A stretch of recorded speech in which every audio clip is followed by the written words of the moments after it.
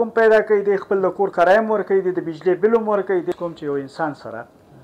د هغه 15 ماشومان دي په کور کې یا 15 نفره دي هغه وروره اوس چې کوم دی نو 100,000 باندې د حکومت فیس تقریبا 3,000 دا تھرد پارټي چې د 100,000 ته 15,000 ته کس دریم رشوت خوارو د بار چې کمیشنیان ناستي دوی ته نقصان دا دی چې لکه د دوی خو کاروبارونه شروع کړي دي افغانستان کې د پاکستان او د افغانستان تقریبا یو شان حالت دی بالکل ته ما ته دلته کې ځوان چې دی نو په کشتو کې مړه شو نو دا دی چې دی نو خپل خوراک هم پیدا کوي دی خپل د کور کرایه هم ورکوي دی د بجلي بل هم ورکوي دی د ګیس بل هم ورکوي او غټه مسله پکې بله ده غټه مسله دا ده چې یو خو د حکومت خپل فیس دی چې د ویزې هغوی ورته تمدید وایي موږ ورته رینیول وایو یا نوي کېدل د ویزې هغه به د 6 میاشتو ویزه چې به کېده یا به د کال ویزه به تا چا سره به وه هغه چې دی نو خپلې پیسې به واغستې یعنی هغه هم دا کمیشنیان او دا خلکو چې دی دوی به داسې وکړل چې چاله په 15,000 چاله په 20,000 دا رینیول به وکړو پر پرسن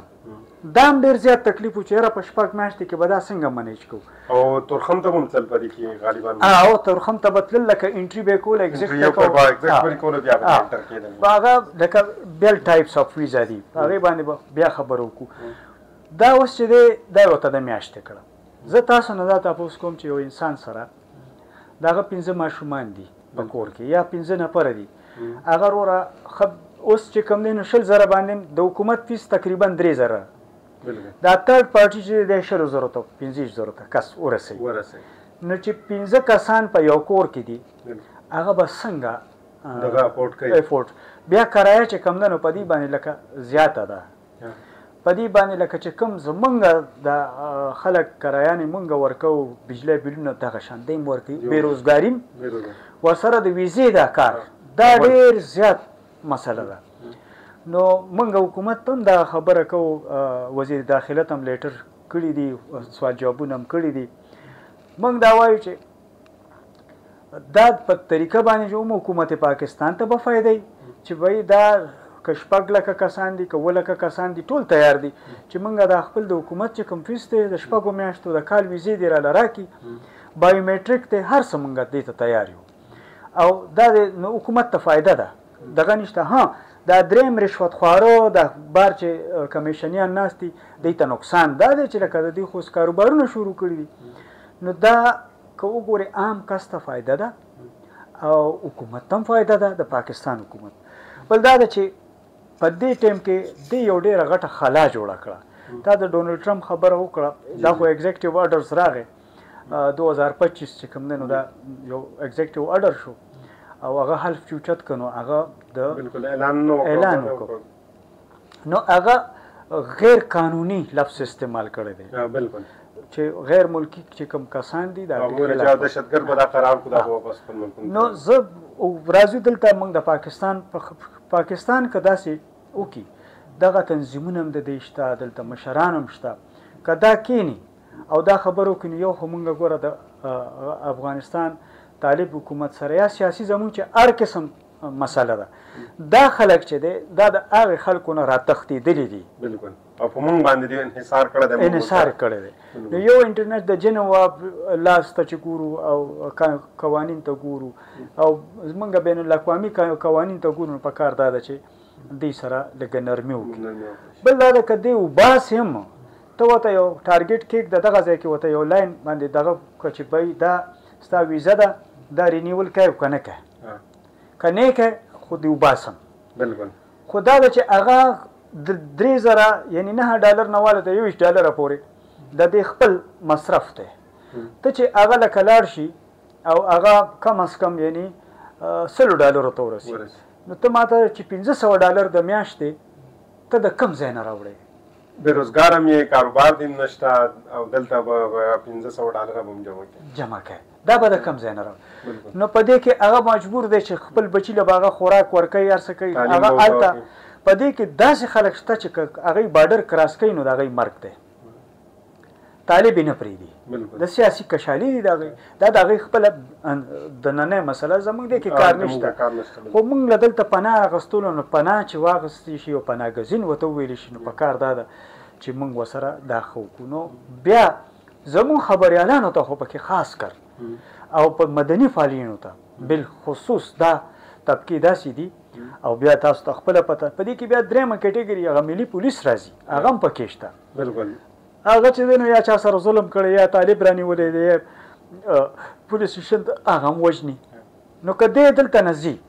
خو وژني نو ایران هم پرې راټیټه کړه پاکستان هم پرې راټیټه کړه او دغه د امریکې هم پرې راټیټه نو ته ماته دا وایې دا کلمه وایي زموږ مسلمانان وروڼه خویندې دي دا کم خوا لاړ شي د دې سهل حکومت دې کینی بالکل که حکومت ته څه نقصان نه به بایومیټریک پوه شي یو قسم د ټیرریزم کنټرول بشي غلاګانې د سټریټ کرایمز چې کېږي دې کې که د افغانانو نومونه راځي دا به دغه درېیمه خبره دا ده چې یو غټ الزام لګي یا لکه صحیح دی یا نه دی چې پخوانو افغانانو کې یعنی افغان مهاجر کډوالو کې په دې کې لږ فرق دا وشي چې هغه پخواني پراته دي هغه لکه انټرنیشنل لا ده چې بس کوم وطن کې ته پیدا شي ته به د هغه ځای شهري دلته چې دی نو په افغانستان کې تا د 1978 او 79 نه راوستي دي د هغوی بچي دلته پیدا شو لوی شو دلته یې ودونه وکړل پاکستان کې ته ماته دا ووایه چې ته هغه سره ته څه کوې تا ولې اول داسې کول چې هغه دې کول نو بیا د دې دپاره یو داسې لار جوړه کړه چې مطلب زمونږ سیاسي نفرتونه پیدا نشي بلکې زمونږ داسې کار وشي چې کم از کم مونږه د خپل خلک او دا زمونږ ګاونډیان ملکونه دا مونږ سره په مینه محبتي نو مونږه ترقۍ ته تللی شو زمونږ اکانومي ښه کېدی شي زمونږ حالت ټیک کېدی شي او که بالفرض طالب حکومت پاکستان سره جنجال کوي نو دا خلک چې دی نو دا خو د طالب نه راتښتېدلی دی دا به پاکستان سره ولاړي نو دا یو سیاسي غلطي هم ده اخلاقي غلطي هم ده او مذهبي غلطي هم ده چې دا کوي دا خو تاسو په دې دریو طبقو باندې خبرو وکړو خو د دې سره یو بله طبقه ده چې دا کومه عام کسان دي د هغوی خو بیخي لاس نه رسېږي لکه مزدور طبقه چې کومه ده بالخصوصا که موږ د هغې خبره وکړو څوک په منډۍ کې کار کوي څوک ریړه چلوي څوک نوره مزدور کوي د هغو زنانو به څه کېږي پولیس یې نیسي یا خو د هغې زنانو نه پیسې اخیستلی کېږي یا د هغې سره داسې ظلم کېږي چې واپسۍ کې کور ته ځي نو په جړا باندې خپل کور ته ځي بېشکه هغه په یو کیمپ کې اوسېږي یا یو وړه غونډه کې کمره کې اوسېږي تر دې پورې چې په کرایه باندې هغوی ته هم خلک ځګی نه ورکوي دا افغان مهاجر دي دغه به څه کوي دغه کسان ګوره